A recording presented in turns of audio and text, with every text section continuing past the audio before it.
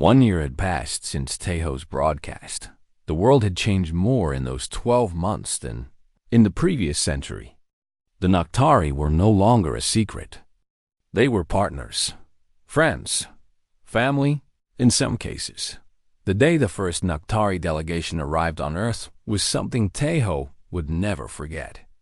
Valra stood beside him on the landing platform as the transport ship descended through the clouds. Her hand found his and squeezed tight. "I am afraid," she whispered. "So am I," Teiho admitted. "But we have come too far to turn back now." The ship landed with barely a sound. Its doors opened, and the Noctari stepped out into Earth's sunlight for the first time. There were 20 of them. Men and women with pale skin and silver eyes, blinking against the brightness of a yellow sun. They looked fragile, uncertain, like children taking their first steps into an unknown world. But they were not alone. Thousands of humans had gathered to welcome them. Scientists, diplomats, ordinary citizens who had traveled from across the globe.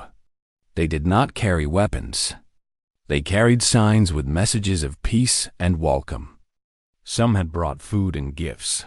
One little girl broke free from her mother and ran toward the Noctari. The security teams moved to stop her, but Velra raised her hand. "Let her come." The child stopped in front of a Noctari woman named Kira, who looked terrified by this tiny human creature. "Are you really a vampire?" the girl asked. Kira looked to Velra for help. Velra smiled and nodded. "Something like that," Kira said carefully. The girl grinned. "Cool. Do you want to see my drawings? I made pictures of spaceships." Kira's fear melted away. She knelt down to the child's level. "I would like that very much." And just like that, the tension broke. The crowd moved forward, not as conquerors or victims, but as neighbors greeting new friends. There were handshakes and hugs and 1,000 questions. Some people cried. Some laughed. Some did both at the same time. Te-Ho watched it all with tears in his eyes. This was what he had hoped for. This was what he had fought for. Velra leaned against him. "I never believed this was possible," she said. "Even when you told me about your people, even when I saw the messages of support, I could not let myself believe." She looked up at the sky, where birds circled in the warm air. "But here we are." "Here we are," Teiho agreed. The Symbiosis Accord was signed 3 days later. It was a simple document, considering how much it meant. The Noctari would live among humans as equal citizens. They would feed only from willing volunteers, in controlled sessions overseen by doctors. The process was painless and safe, taking no more from a human than giving blood. In return, the Noctari shared their knowledge. Medical technology that cured diseases humanity had fought for centuries. Ship designs that could cross the galaxy in weeks instead of years. Information about other civilizations, other worlds, other wonders waiting to be discovered. But more than technology, they shared themselves. Their history, their culture, their stories and songs and art. Things they had thought would die with them were now spreading across human space, finding new life in the hearts and minds of a species that had chosen compassion over fear. Not everyone was happy, of course. There were protests, angry voices demanding that the Noctari be sent away, politicians who tried to use fear to gain power, criminals who saw opportunity in chaos, but they were outnumbered. For every person who hated, there were 100 who welcomed. For every voice raised in anger, there were 1,000 raised in kindness. Humanity had made its choice, and that choice was love. 6 months after the accord was signed, Velra asked Teiho to meet her on the observation deck of the station they now called home. It was late, and the stars were bright through the windows. "I need to tell you something," she said. Te-Ho sat beside her. "I am listening." Velra was quiet for a moment, gathering her thoughts. "Among my people, there is a tradition. When two souls find each other across the darkness, when they trust each other completely, they form a bond. We call it the anchor. It means that wherever we go, whatever happens, we are never truly alone. She turned to face him. You saved my people, Tejo. You gave us hope when we had none. You stood beside me when everyone else saw a monster. Her silver eyes were bright with emotion. I want you to be my anchor. I want to spend whatever time I have left walking beside you. Tejo felt his heart swell. He had known for months that his feelings for Velra had grown beyond friendship. But he had been afraid to say anything. Afraid that someone like her, ancient and powerful and beautiful, could never feel the same about someone like him. He took her hands in his. I am just a human, he said. I am going to grow old. I am going to die, probably long before you. Are you sure you want to bind yourself to someone so temporary? Velra smiled. It was the first real smile he had ever seen from her. Not sad, not tired. Just pure, simple joy. That is exactly why I want this, she said. You taught me that life is precious because it ends. That every moment matters because it will not come again. I spent 4 centuries running from death. You showed me how to live. She leaned forward and pressed her forehead against his.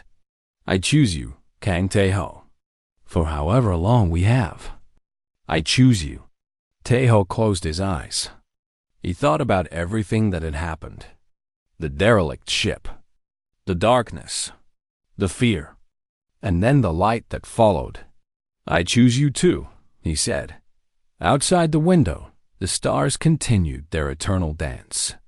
Somewhere out there, other civilizations were waking up to news of the alliance between humans and Naktari. Some would be curious. Some would be afraid. Some might even follow humanity's example and reach out to those they had once considered enemies. The universe was vast and full of wonders. And now, for the first time in their long and lonely history, the Naktari would explore it not as predators, but as partners. Not as monsters, but as friends. All because one stubborn human had looked into the eyes of a creature from nightmare and seen a person worth saving. Tejo held Velra close as they watched the stars together. Tomorrow would bring new challenges, new problems to solve, new bridges to build. But tonight, they had each other. And that was enough. That was everything. The message reached Earth in 6 hours. The response took 3 weeks. During that time, the Horizon remained stationed near the derelict Naktari ship. Scientists from Earth Command sent hundreds of questions for Dr. J to answer. Politicians demanded reports. Military leaders wanted threat assessments. Everyone had an opinion about what should be done. The debates were endless. Some people called the Naktari monsters. They pointed to Velra's confession that her kind had destroyed civilizations. They demanded that humanity cut all contact and destroy the alien ship before more of them could wake up. Others saw opportunity. An alliance with an advanced species could change everything. The technology alone was worth the risk. And if humans could really feed the Naktari without harm, then both sides could benefit. Tejo watched the arguments play out on video screens in the ship's common room. He felt helpless. These people had never met Velra. They had never seen the pain in her eyes or heard the sorrow in her voice. They were making decisions about her fate based on fear and politics. Velra spent most of her time alone in her quarters. She ate little and spoke less. The hope that had burned so bright in her eyes when they first talked was fading. She had lived too long and suffered too much to believe that this would end well. One night, Tejo found her sitting in the observation deck, staring out at the stars. You should be sleeping, he said. Velra did not turn around. I do not need much sleep. A few hours every week is enough. Tejo sat down beside her. The view was beautiful.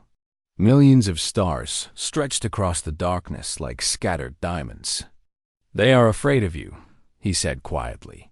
That is why the debates are taking so long. Fear makes people slow and stupid. Velra smiled sadly. They should be afraid. My people have earned that fear. We have done terrible things, Teho. Things that cannot be forgiven. But you did not choose to be what you are. Does that matter? She finally looked at him. If a wild animal kills a child, we do not blame the animal, but we still put it down. The danger exists whether there is intent or not. Taho shook his head. You are not an animal. You have thoughts and feelings.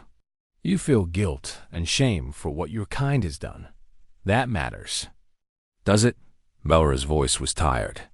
Your leaders seem to think we should all be destroyed, just to be safe. I cannot even argue against them. If I were in their position, I might say the same thing. They sat in silence for a while.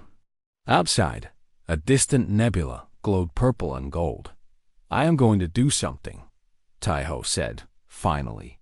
Something that might help, or might make everything worse. Velra turned to him. What are you planning? Taiho stood up. You will see.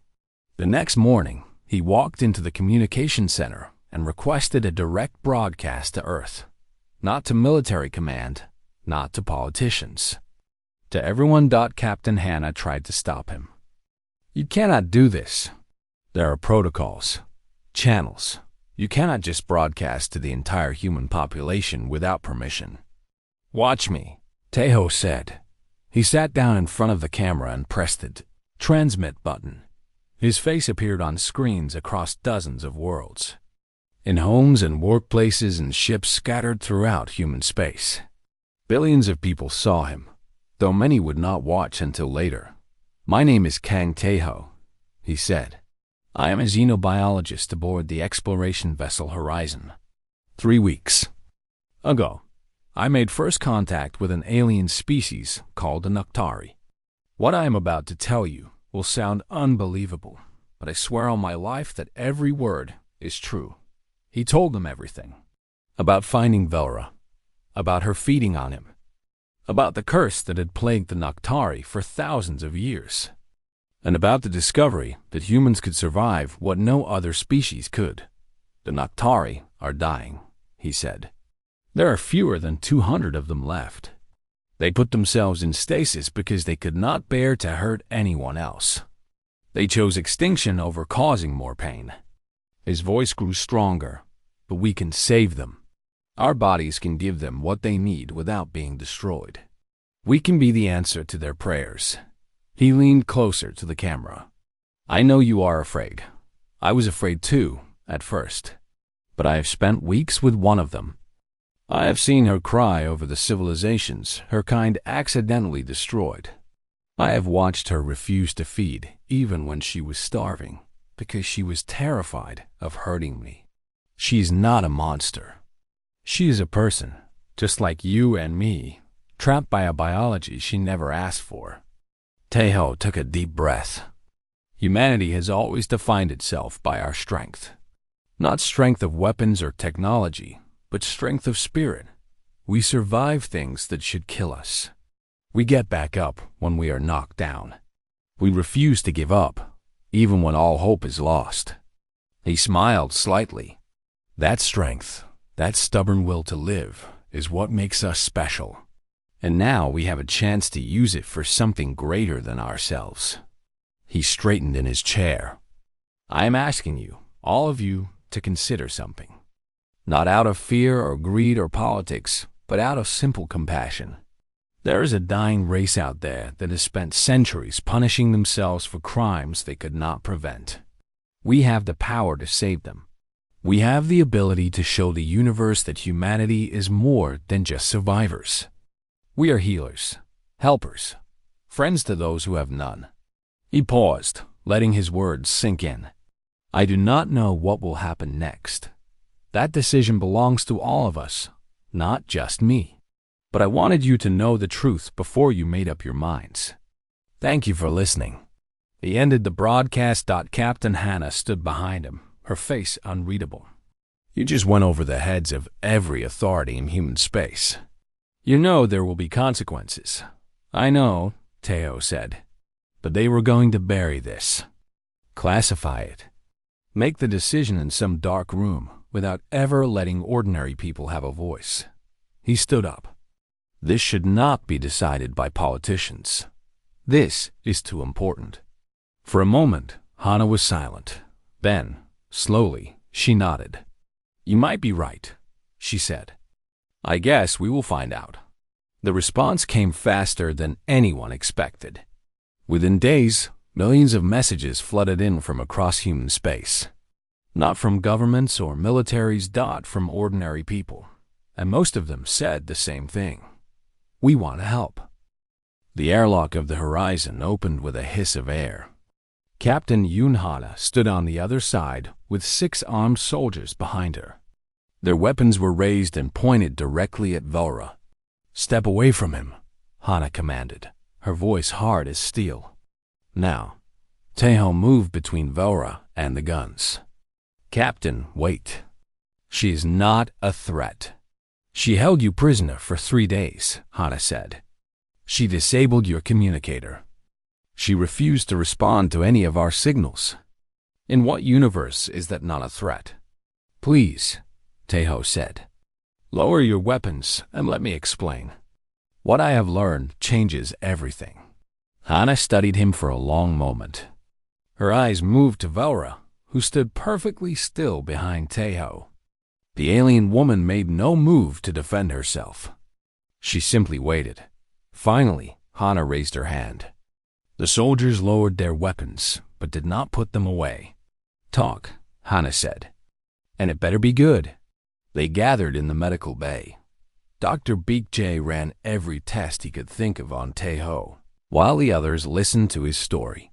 He told them about waking Velra, about how she had fed on him, about the Noctari and their terrible curse, and about the discovery that humans could survive what no other species could. When he finished, the room was silent. Hana leaned back in her chair.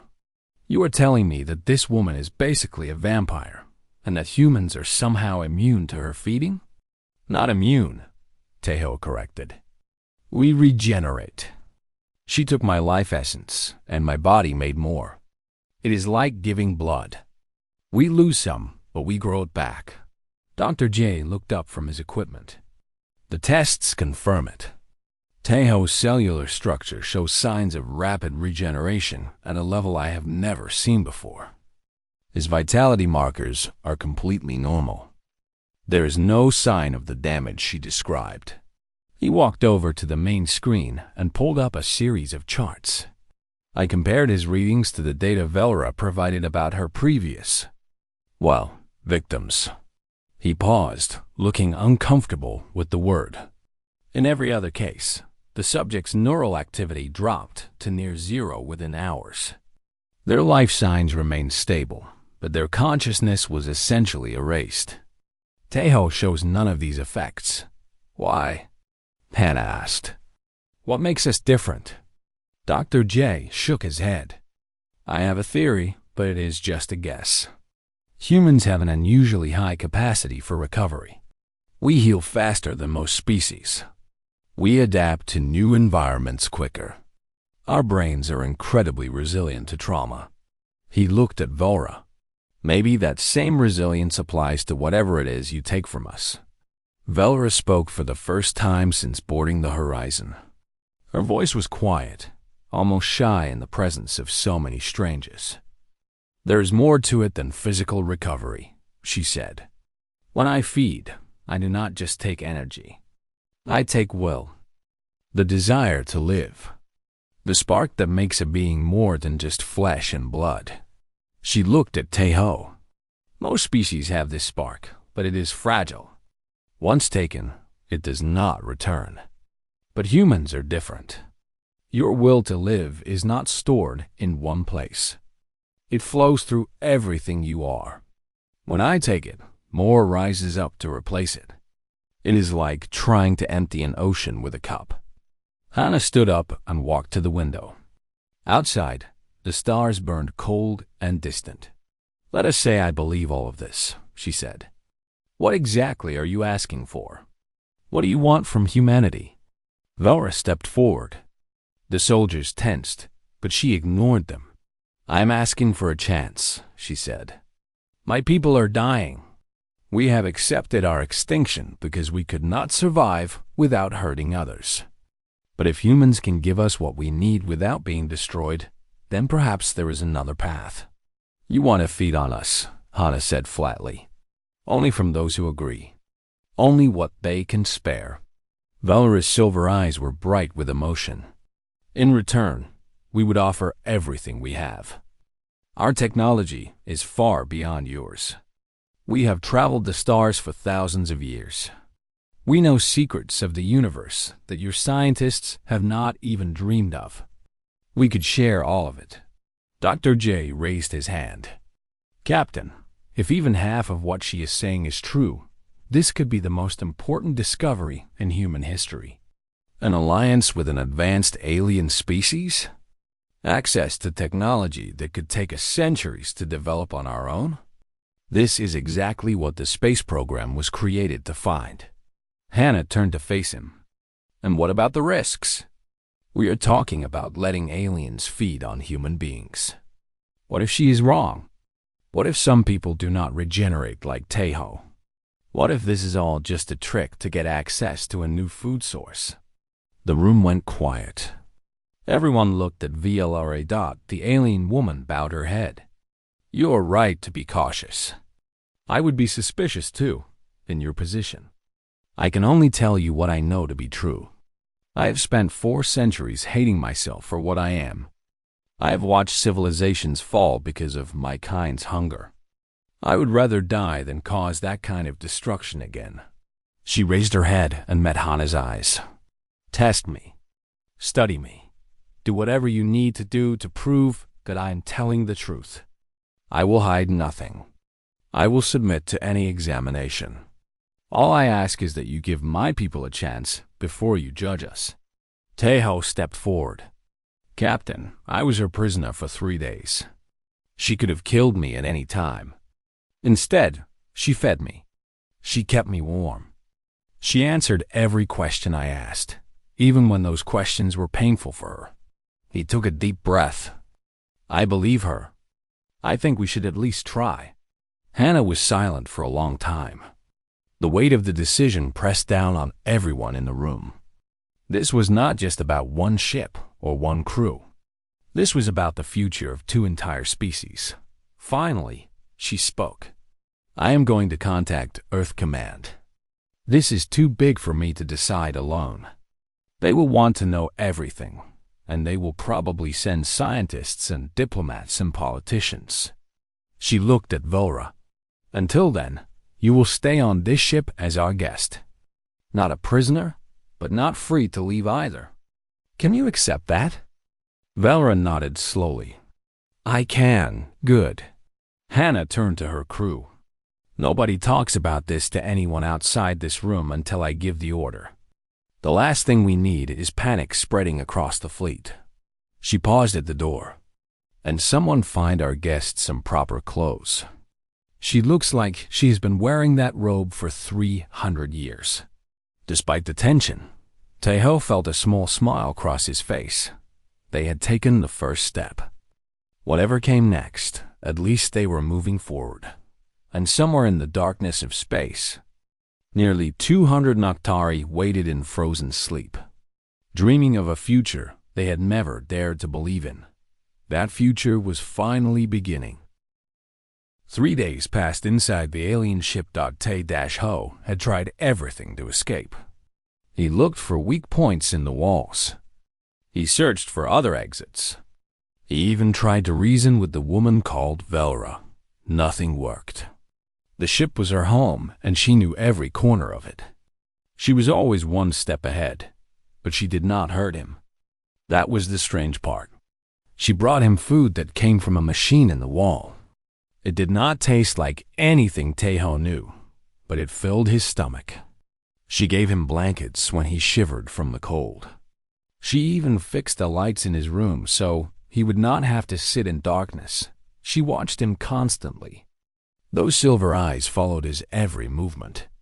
When he ate, when he slept, when he paced back and forth across the small room. She sat in the corner like a statue, never blinking, never looking away. On the second day, Tejo could not take the silence anymore. "Why do you stare at me?" he asked. Velra did not move. "I am waiting." "Waiting for what?" "For you to break." A cold feeling settled in Tejo's chest. "What do you mean, break?" Velra stood up slowly. She walked toward him, and Tejo forced himself not to step back. He would not show fear. He refused. "When I feed," she said, "I take more than energy. I take the thing that makes a being alive. Their will, their memories, their soul, if you believe in such things." She stopped in front of him. Within hours they become empty. They forget who they are. They stop speaking, stop thinking. They become nothing but breathing bodies. She reached out and touched his face. Her fingers were cold, but gentle. "I fed on you 3 days ago. You should be hollow by now. But look at you." Her voice was filled with wonder. "You are still asking questions. Still fighting. Still whole." Tejo pulled away from her touch. "Maybe you did not take enough." "I took everything I could," Velra said. "More than enough to destroy a dozen beings. And yet, here you stand." She turned away and walked to the far wall. Her hand pressed against a hidden panel, and a screen flickered to life. Strange symbols scrolled across it. "I have been asleep for 312 years, she said. "Before that, I traveled the galaxy for nearly 100 more. In all that time, I encountered 47 different species. I fed on many of them, always careful, always taking as little as possible." Her voice grew heavy. It did not matter. They all broke. Every single one. Tejo listened in silence. He could hear the pain in her words. "My people, the Noctari, we did not choose to be this way. We were born with this hunger. Without life essence, we grow weak and die. But taking it destroys others." She turned to face him. "Do you understand the horror of that? To survive, we must kill. Not quickly, not painlessly, but by erasing everything a person ever was." "Then why did you not just die?" Tejo asked. The question sounded harsh, but he needed to understand. "Why keep feeding? Why keep hurting others?" Velra smiled, but there was no happiness in it. "We tried. Many of my people chose death rather than continue. Others, like me, tried to find another way. We put ourselves in stasis, hoping that when we woke, the universe would have changed. That someone would have found a cure, a solution." She walked back toward him. "When you touched my pod, you woke me. I was starving. I had not fed in over 3 centuries. My body acted on instinct before my mind could stop it." Her silver eyes met his. "I am sorry for that, truly." Tejo thought about her words. He thought about the feeling he had experienced when she grabbed his wrist. The strange pulling sensation. The way his strength had drained away, but it had come back. Within an hour of her releasing him, he felt normal again. Strong, alive. "I do not understand why I am different," he said honestly. "I am just a human. There is nothing special about me." Velra shook her head. "That is not true. There is something in you, in your species, that I have never encountered before. Your life essence, it regenerates. It grows back like a plant that has been cut.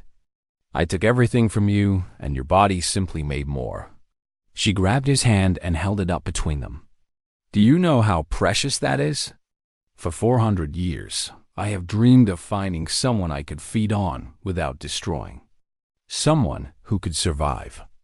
Someone who could give me what I need and still walk away whole." Tears fell from her silver eyes. "You are that someone. Your people might be the answer my kind has been searching for since the beginning." Taeho felt his heart beating faster. Not from fear this time, but from the weight of what she was saying. Are there others? Valra asked, her voice desperate. More humans? How many? Billions, Taeho said. There are billions of us spread across many worlds. Valra's legs gave out. She fell to her knees, her body shaking with silent sobs. Billions, she whispered. Billions who might not break. Billions who could save us. Taeho stood frozen, not knowing what to do.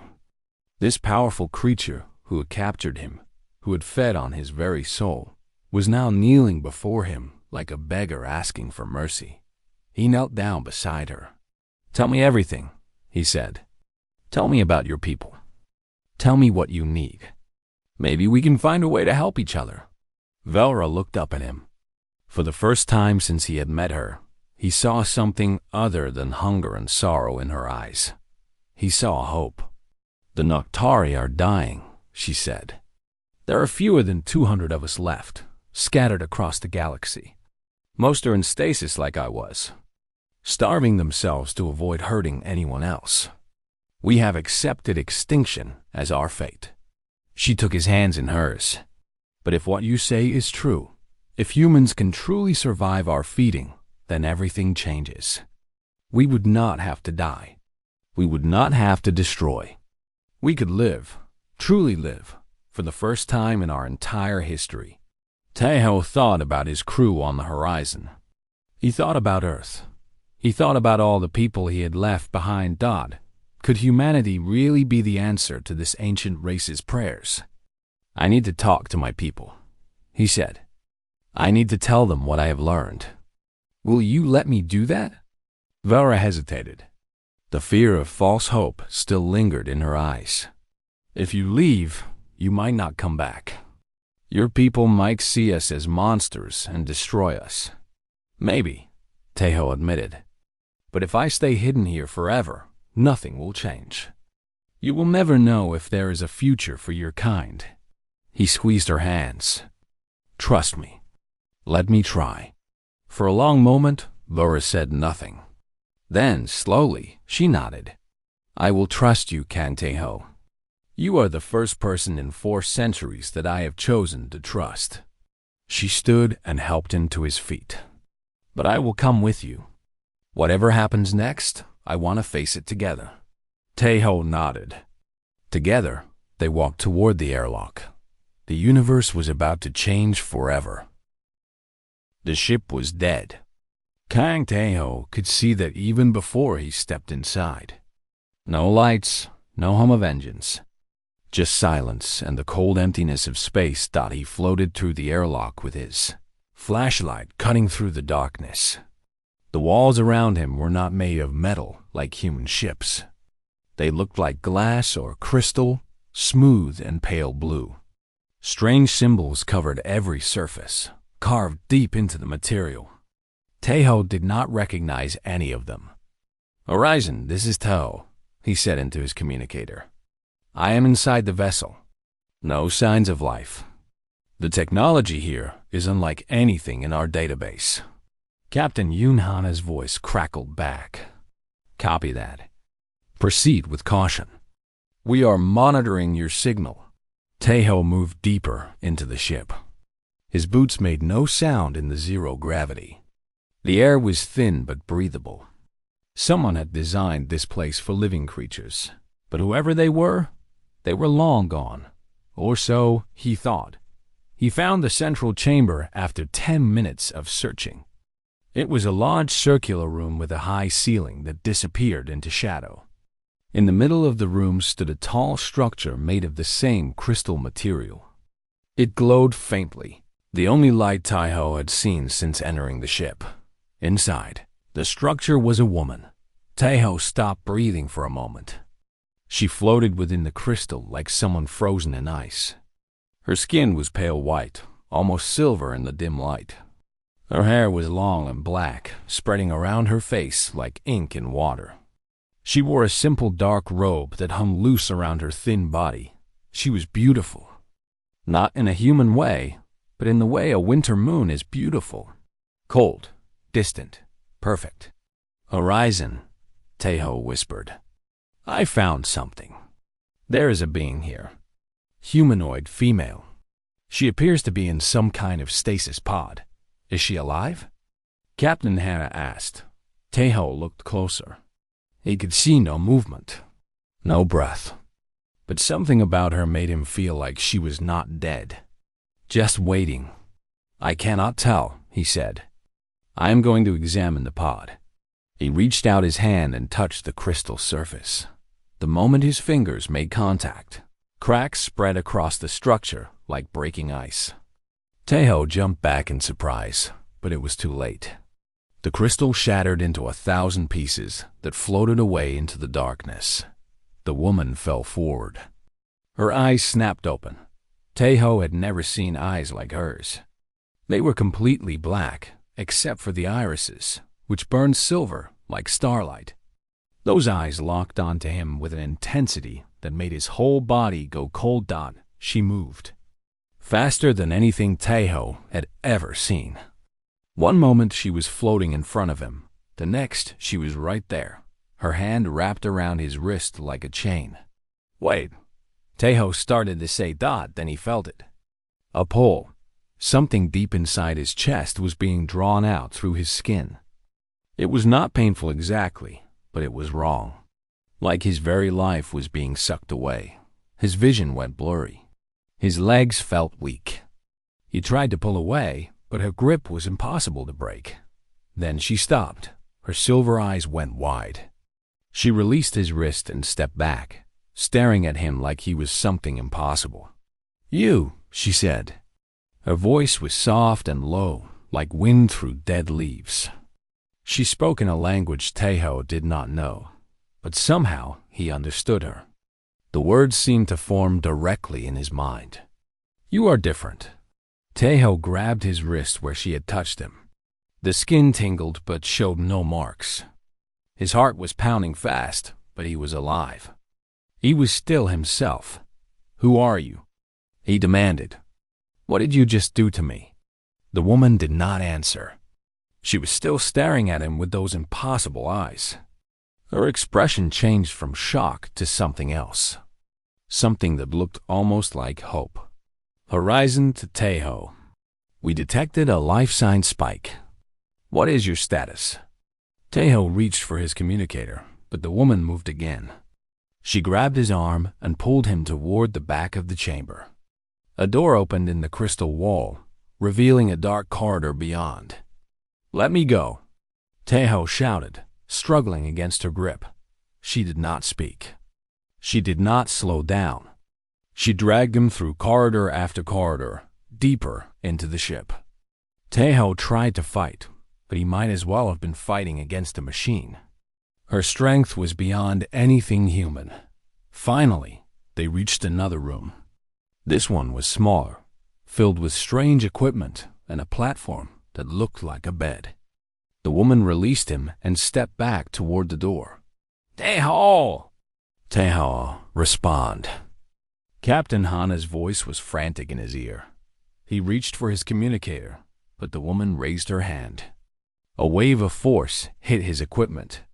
His communicator sparked and went dead. His flashlight flickered and died. They stood in darkness together. The only light came from the faint glow of her silver eyes. Please, Tejo said, trying to keep his voice calm. I do not want to hurt you. I just want to understand. The woman tilted her head, studying him like a scientist studying a rare specimen. You cannot leave, she said. Not yet. I must know. Know what? She stepped closer. Tejo stepped back until his shoulders hit the wall. There was nowhere to go. I fed on you, she said. I took your essence. Your life force. Do you understand what that means? Tejo shook his head. No, I do not. It means you should be empty now, hollow, a shell without a soul. Her voice trembled slightly. But you are not. You stand before me, whole and unbroken. In 400 years, I have never seen this. Never. 400 years. Taeho felt a chill run down his spine. "What are you?" he asked. The woman was quiet for a long moment. When she spoke again, her voice was heavy with something that sounded like sorrow. "My people are called the Noctari. Your kind might call us vampires. We do not drink blood. We consume something far more precious. Life itself." She looked down at her pale hands. "Every being I have ever fed upon has been destroyed. Their minds, their souls, everything that made them who they were, gone forever. That is our curse." She looked up at him again, and Taeho saw tears forming in those silver eyes. "But you survived. You are still you. I must understand why. I must know if there are others like you." Her voice broke. "Please, I am not your enemy, but I cannot let you go. Not until I know the truth." Outside the ship, Taeho knew the horizon was waiting. His crew would come looking for him. But as he looked into the eyes of this ancient, lonely creature, he realized something. She was not holding him as a prisoner. She was holding on to him as the first hope she had felt in 4 centuries. And despite everything, despite the fear and confusion, Taeho found that he wanted to understand her too.